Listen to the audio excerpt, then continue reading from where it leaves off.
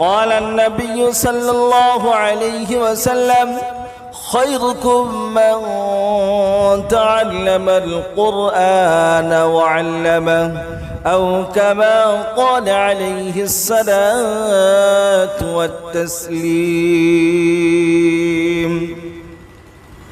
الله تبارك وتعالى সূরা হামিম সিজদার 26 নম্বর আয়াতের মধ্যে আল্লাহ তাবারক ওয়া তাআলা কি বলেন وقال الذين كفروا لا تسمعوا لهذا القرآن والغوا فيه لعلكم تغلبون ওই সমস্ত মক্কার কাফিররা বলতো তোমরা কখনোই মুহাম্মদ সাল্লাল্লাহু আলাইহি ওয়াসাল্লামের মুখ থেকে কোরআনের বাণী তোমরা শ্রবণ করবে না।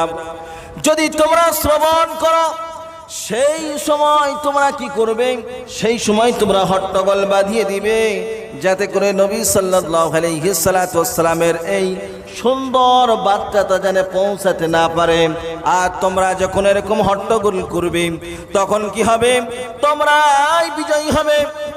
হযরত আল্লামা শাব্বির আহমদ উসমানী রাহমাতুল্লাহ আলাইহি তিনি তার একটা তাফসীর গ্রন্থ লিখেছেন। সেই তাফসীর গ্রন্থটার নাম হলো তাফসীরে আপনার শাব্বির আহমদ উসমানী। ওর ব্যাখ্যার মধ্যে তিনি লিখেছেন যে যখন কোনো মশা বা মাছি ভিন ভিন আওয়াজ করে, ওই আওয়াজটা খুব বেশি হয় না অল্প হয়? জোরে বলেন। বেশি হয় না অল্প হয়? খুব অল্প হয়। আর যখন আল্লাহর পক্ষ থেকে যখন বজ্রঘাত হয়, ওই বজ্রঘাতের আওয়াজটা যখন হয় তার আওয়াজে সারা পৃথিবীকে চুপ করিয়ে দেয়। তো কোরআন এমন একটা বজ্রঘাতের নাম, কোরআন যেখানে নাজিল হবে আর যার হৃদয়ের মধ্যে স্পর্শ করবে, এটা এমন একটা কোরআন, এমন একটা বাণী। হযরত উমর রাদিয়াল্লাহু তাআলা আনহু বলেন, আমি একদা নবীজি সাল্লাল্লাহু আলাইহি ওয়াসাল্লামকে পরীক্ষা নিরীক্ষা করার জন্য আমি রাস্তায় বার হলাম। প্রতিমধ্যে দেখে আল্লাহর নবী তিনি রাস্তা দিয়ে যাচ্ছেন। আমি আল্লাহর নবীকে বুঝতে না দিয়ে আমি নবীজির পেছন পেছন চলতে আরম্ভ করলাম। নবীজি বাইতুল্লাহতে গেলেন। বাইতুল্লাহতে যাওয়ার পরে তিনি সালাতের জন্য দণ্ডায়মান হয়ে গেলেন। আর নবীজির পেছনে আমি এত সুন্দর কোরআন শুনতেছি, আমাকে যেন আকৃষ্ট করতে আছে। হযরত উমর বলেন, আমি যখন এই রকম অবস্থা আমার যখন হলো, আমি তো মনে মনে করছি এটা তো কোনো সাধারণ মানুষের কথা নয়, নিশ্চয় এটা হলো কোনো আপনার শায়র বা কবির কবিতা। হযরত উমর যখন এরকম মনে মনে চিন্তা করতেছেন, আল্লাহর নবী সাল্লাল্লাহু আলাইহি ওয়াসাল্লাম সুন্দরভাবে তিনি কোরআনের মাধ্যম দিয়ে জবাব দিতেছেন, ইন্না হাযা লাকুরআনুন কারীম ফি কিতাবিম মাকনুন। নিশ্চয় এটা একজন সম্মানীয় বার্তাবাহকের তরফ থেকে এই কোরআনটা এসেছে। এটা কোনো সাধারণ কোনো মানুষের লেখা নয়, এটা কোনো কবির কিন্তু এটা কবিতা নয়। হযরত উমর রাদিয়াল্লাহু তাআলা আনহু যখন এরকম জবাব পেয়ে গেলেন, জবাব পেয়ে যাওয়ার পরে হযরত উমর রাদিয়াল্লাহু তাআলা আনহু মনে মনে চিন্তা ভাবনা করতেছেন যে হয়তো এটা কোনো গণকের এটা কথা হতে পারে, কোন জাদুকের এটা কথা হতে পারে। আল্লাহ নবী সাল্লাল্লাহু আলাইহি ওয়াসাল্লাম তার জবাব তিনি কোরআন দ্বারাই সুন্দরভাবে তিনি দিলেন। হযরত উমর রাদিয়াল্লাহু তাআলা আনহু যখন এই কথাগুলি শুনতেছিলেন, তার মনের মধ্যে পরিবর্তন আরম্ভ হয়ে গেল। যখন হযরত উমর রাদিয়াল্লাহু তাআলা আনহুর মনের মধ্যে যখন পরিবর্তন হয়ে যাচ্ছে, হয়ে যেতে যেতে হযরত উমর বুঝতে পারলেন আমার মনের কাইফিয়াতটা, আমার মনটা পরিবর্তন হইতেছে। হযরত উমর রাদিয়াল্লাহু তাআলা আনহু মনে মনে চিন্তা করলেন, আর আমাকে এখানে থাকা যাবে না, আমাকে এক্ষুনি এইখান থেকে চলে যেতে হবে। হযরত ওমর রাদিয়াল্লাহু তাআলা আনহু করলেন কি, ওইখান থেকে তিনি কাফির অবস্থায় তিনি ফিরে গেলেন। ফিরে যাওয়ার পরে হযরত ওমর রাদিয়াল্লাহু তাআলা আনহু তিনি যখন বাড়িতে গেলেন, বাড়িতে যাওয়ার কিছুদিন যেতে না যেতে হযরত ওমর রাদিয়াল্লাহু তাআলা আনহু যিনি যার মধ্যে তিনি আবদ্ধ ছিলেন ওই সমস্ত কাফির মুশরিকদের মধ্যে, তাদের মধ্যে একটা মিটিং হলো। মিটিং হওয়ার পরে তারা চিন্তা ভাবনা করলো যে আল্লাহ নবী সাল্লাল্লাহু আলাইহি সাল্লামকে দুনিয়ার বুক থেকে মিটিয়ে দিতে হবে, নবীজিকে দুনিয়ায় রাখা যাবে না। যদি নবীজিকে দুনিয়ায় রাখা যায় তাহলে পরে আমাদের বাপ দাদার যে পূর্বপুরুষের যে ধর্ম রয়েছে এই ধর্মকে কিন্তু টিকিয়ে রাখা যাবে না। আচ্ছা বলেন কি, এই সমস্ত কথাগুলি যারা ব্যক্ত করছেন, এই সমস্ত কথাগুলি যারা বলতেছে, আচ্ছা বলেন এই সমস্ত কথা বলার পরে তারা কি কখনোই বিজয়ী হতে পারবে? আচ্ছা বলেন কোরআনের হিফাজত করার মালিককে? জোরে বলেন, আসতে বলবেন না, জোরে বলেন কে? আল্লাহ তাআলা এই কোরআনকে আল্লাহ তাআলা দিয়েছেন, আর এই কোরআনকে হিফাজত আল্লাহ তাআলা নিজের কুদরতি ক্ষমতার মধ্যে তিনি রেখেছেন। শুধু তাই নয় ও আমার বন্ধুরা, আল্লাহ তাবারক ওয়া তাআলা নবীজিকে বিশ্ব মানবতার জন্য তিনি পাঠিয়েছিলেন। পাঠানোর পর আল্লাহ নবী সাল্লাল্লাহু আলাইহি সাল্লাম তিনি মক্কাতে 13 বছর মেহনত করেছেন, মদিনাতে যে 10 বছর তিনি মেহনত করেছেন। আর এই 13 বছর মেহনত আর 10 বছর মেহনত টোটাল সমপরিমাণ হলো 23 বছর। নবীজিকে বিভিন্ন সময় বিভিন্ন রকম ভাবে আঘাত দেওয়ার চেষ্টা করেছেন, বিভিন্ন সময় নবীজিকে দুনিয়া থেকে উৎখাত করার চেষ্টা করেছেন। আচ্ছা বলেন পৃথিবীতে বাঁচানোর মালিক কে? জোরে বলেন কে? আল্লাহ। আল্লাহ যাকে মারতে চায় পৃথিবীর কোন মানুষের ক্ষমতা নাই তাকে মারতে পারবে, আর আল্লাহ যাকে মারতে চান না পৃথিবীতে কেউ কোন রকম ভাবে তাকে বাঁচাতে পারবে না। আল্লাহ যাকে মারবেন পৃথিবীর কোনো শক্তি নাই, পৃথিবীর কোনো পাওয়ার নাই তাকে রক্ষা করতে পারে। আল্লাহ তো তিনি যিনি কোরআন দিয়েছেন, যিনি কোরআন নাজিল করেছেন।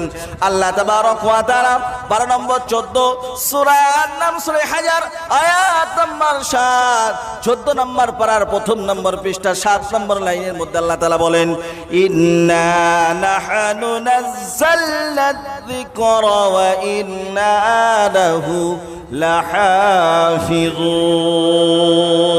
আমি আল্লাহ তাআলা কোরআনকে নাজিল করেছি, আর এই কোরআনকে নাজিল করার পরে কোরআনের দায়িত্ব আমি নিজ হাতে গ্রহণ করেছি। জোরে বলুন সুবহানাল্লাহ। আচ্ছা বলেন আজ আমরা যে মজলিসের মধ্যে বসে আছি এই মজলিসটা হলো কোরআনের মজলিস, এই মসজিদটা হলো আল্লাহ ওয়ালাদের মজলিস, এই মসজিদটা হলো নবীর উম্মতের মজলিস।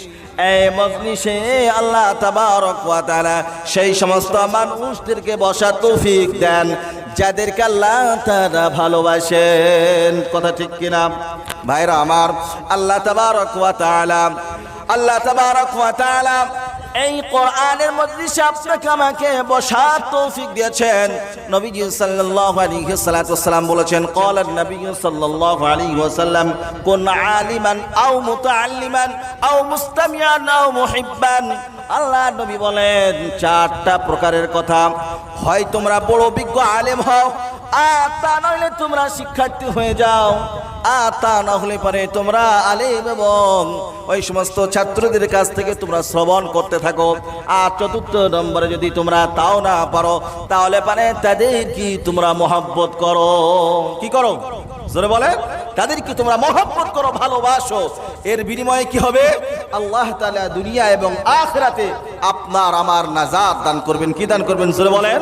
আল্লাহ তাআলা আপনাকে আমাকে ওই বিপদের দিনে ইজরাদের মাধ্যম দিয়ে আপনাকে আমাকে আল্লাহ তাআলা রক্ষা করবেন।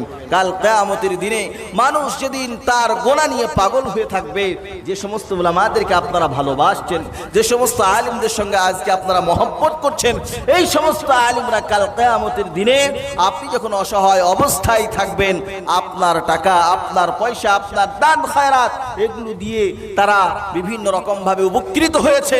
এই উপকৃতের বিনিময়ে আপনার জন্য কাল কিয়ামতে সুপারিশ করবে। করবে, এই সমস্ত তালেবে ইলম, এই সমস্ত উলামায়ে কেরাম কাল আপনার জন্য সুপারিশ করবে। আল্লাহ তাআলা তাদেরকে কিয়ামতের দিনে এই ক্ষমতা দান করবেন। বলুন সুবহানাল্লাহ। আমরা এই সুপারিশ চাই কি চাই না? কি বলেন? আমাদের এরকম চাওয়া পাওয়া দরকার আছে না নাই? আমাদের সকলেরই প্রয়োজন আছে। এই জন্য সম্মানীয় শুধু আপনাকে আমাকে সকলকেই আলিমদের সঙ্গে, তলবা ইলমদের সঙ্গে আপনাকে আমাকে সম্পর্ক রাখতে হবে। যদি আমরা রাখতে পারি তাহলে পরে আমাদের দুনিয়ার জীবনটাও কামিয়াব হবে, আর পরকালের অনন্ত অনন্ত কাল যে জীবন রয়েছে, যে জীবনের শেষ নাই, যার শুরু আছে তার শেষ নাই, সেই জীবনে আপনাকে আমাকে সফলতা অর্জন করতে হবে। দুনিয়াতে যদি আমরা এই কাজগুলি করে যেতে পারি, আল্লাহ তাবারক ওয়া তাআলা এর বিনিময় দুনিয়া এবং আখিরাতে দান করবেন। সম্মানীয় সুধীরা, আপনাদেরকে বলি যে আল্লাহ তাবারক ওয়া তাআলার নবী জনাবে মুহাম্মদুর রাসূলুল্লাহ সাল্লাল্লাহু আলাইহি সাল্লাতু ওয়াস সালাম বলেছেন, ইদা মাতাল ইনসান ইনকাতা আমালুহু ইল্লা মিন সালাত, ইল্লা মিন সাদকাতিন জারিয়া ওয়া ইলমিন ইউনতাফাউ বিহি আও ওয়ালাদিন সালিহিন ইয়াদউ লাহু আও কামা ক্বালা আলাইহি সাল্লাতু ওয়াস সালাম। নবী আমার বলেন, মানুষ যখন মারা যায়, মারা যাওয়ার পূর্বে তার জীবদ্দশা অবস্থায় যদি তিনটা কাজ করতে পারে, কয়টা কাজ জোরে বলেন? তিনটা কাজ করতে পারে, তাহলে পরে ওই ব্যক্তি মৃত্যুর পরে তার ওই কাজের বিনিময়ের কারণ থেকে আল্লাহ তাবারক ওয়া তাআলা তার কবরের মধ্যে শুয়ে শুয়ে সওয়াব পৌঁছাইতে থাকবেন। সুবহানাল্লাহ। ও ভাইরা আমার, আল্লাহ তাবারক ওয়া তাআলার নবী জনাবে মুহাম্মদুর রাসূলুল্লাহ সাল্লাল্লাহু আলাইহি ওয়াসাল্লাম সর্বপ্রথম বলেন, শোনো, মানুষ যখন মারা যাবে তার জীবনের সমস্ত আমলগুলি বন্ধ হয়ে যাবে। তিনটা আমলের কথা আল্লাহর নবী বললেন। প্রথম নম্বরে কি বললেন? প্রথম নম্বরে বললেন সাদকায়ে জারিয়ার কথা। আজ আপনি আমি মাদ্রাসাতে এসেছি, মাদ্রাসার মসজিদে বসে রয়েছি। এই মাদ্রাসার মসজিদে আপনি আমি যারাই এসেছি, তার মানে বোঝা যায় যে আমরা সকলেই আল্লাহ এবং তার রাসূলকে ভালোবাসি, আমরা তলাবাদেরকে ভালোবাসি, আমরা আলিম উলামাদেরকে ভালোবাসি, আমরা বিভিন্ন রকম ভাবে সাহায্য সহযোগিতা করি। এই সাহায্য সহযোগিতাগুলি আপনার আমার বিনষ্ট হবে না কখনোই, এগুলো আপনার আমার কোনো ক্ষতির কারণ হয়ে দাঁড়াবে না। এগুলো সাদকায়ে জারিয়া। এই মসজিদ করেছেন, এই মাদ্রাসা বানিয়েছেন, এই মসজিদ মাদ্রাসা আপনার কাল কিয়ামতের দিনে যেই দিন আপনি আমি অসহায় হয়ে যাব, এই সদকার বিনিময়ে, এই দানের বিনিময়ে আল্লাহ তাআলা আপনাকে আমাকে নাজাত দান করবেন। আর কবরে যাওয়ার পরে পরে আমাদের সওয়াবের ধারাবাহিকতা চলতেই থাকবে। দুই নম্বরে নবীজি বলেন, ওয়া ইলমিন ইউনতাফাউ বিহি, তোমরা নিজে শিখো এবং অপরকে শিক্ষা দাও। আজ আমরা নিজে শিখতে পারছি না, কিন্তু আমরা শেখার জন্য সহযোগিতা করছি কি করছি না জোরে বলেন? আজ আমরা শেখার জন্য সহযোগিতা করছি। এই শেখার জন্য যে সহযোগিতা করছি, আজ উলামায়ে হাক্কানি, উলামায়ে রাব্বানি তারা নিজেরা শিখছেন, শেখার পরে ছাত্রদেরকে শিক্ষা প্রদান করছে, আবার ওই ছাত্রটা আলেম হচ্ছে, আবার সে অন্যকে শিক্ষা দিচ্ছে। এরকম ভাবে লক্ষ লক্ষ হাফিজ কোরআন, লক্ষ লক্ষ আলিমে দিন তৈরি হচ্ছে। ইলা ইয়াউমিল কিয়ামা, কিয়ামত পর্যন্ত এই ধারাবাহিকতা চলতেই থাকবে, আর আপনার কবরে সওয়াব পেতে থাকবেন। তিন নম্বরে নবীজি বলেন, শোনা ওয়ালাদিন সালিহিন ইয়াদউ লাহু, আপনি এমন সন্তান তৈরি করুন যে সন্তান আপনার মরে যাওয়ার পরে আপনার জন্য আল্লাহর কাছে দোয়া করবে, রব্বানা আতিনা ফিদ দুনিয়া হাসানাতাও ওয়া ফিল আখিরাতি হাসানাহ ওয়া কিনা আযাবান নার ওয়া কুর রাব্বিরহামহুমা কামা রব্বায়ানি সগীরা। আপনি আমি যখন মারা যাব, আমার সন্তান, আপনাদের সন্তানরা দোয়া করবে, ওগো আল্লাহ, আমার পিতা মাতা যেরকম ভাবে তাদের মহব্বতের করে আমাদেরকে লালন পালন করেছে, ওই রকম ভাবে তুমি তোমার কুদরতি কোলের মধ্যে আমার পিতা মাতাগুলিকে ওই রকম ভাবেই তুমি লালন পালন করো। এই জন্য সম্মানীয় শুধু আপনাকে আমাকে সকলকেই এই তিনটা কাজ করার জন্য প্রস্তুতি নিতে হবে। আমরা করব তো ইনশাআল্লাহ, জোরে বলেন ইনশাআল্লাহ। আমরা এই তিনটা কাজের ওয়াদা করি, আর ওয়াদা করার পরে আমরা এটা পূর্ণতা দেওয়ার জন্য আমরা চেষ্টা করি। ইনশাআল্লাহ করব আমরা সকলেই, জোরে বলি ইনশাআল্লাহ। আল্লাহ তাআলা আপনাকে আমাকে সকলকে এই কথাগুলি শোনার পরে আল্লাহ তাআলা মানবার এবং এর প্রতি আমল করার তৌফিক ইনায়াত করুন সকলে, জোরে বলুন আমিন। আমি একটা নাতে রাসূল সাল্লাল্লাহু আলাইহি ওয়াসাল্লাম বলেই আপনাদের সামনে থেকে বিদায় নেব। रहमत आलम नबी नबी दो जहान, रहमत आलम नबी नबी दो जहान। সাহাবীরা আতর বানায় ওই নবীজির ঘাম, সাহাবীরা আতর বানায় ওই নবীজির ঘাম। আচ্ছা বলেন, নবীজির যদি শান মান গায়, আল্লাহ তাআলা আপনার আমার গুনাহ মাফ করবেন কি করবেন না?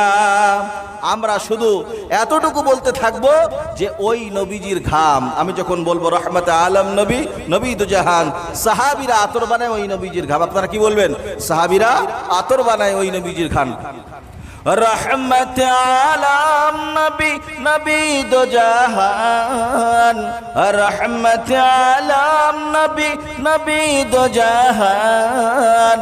সাহাবীরা আতর বানায় ওই নবীজির ঘাম, বলো না সাহাবীরা আতর বানায় ওই নবীজির ঘাম। হাই হাই চিনো মানো জানো কেমন আমার নবীজি, যাহার পাগল চন্দ্র সূর্য তারকারাজি। হাই হাই চিনো মানো জানো কেমন আমার নবীজি, যাহার পাগল চন্দ্র সূর্য তারকারাজি।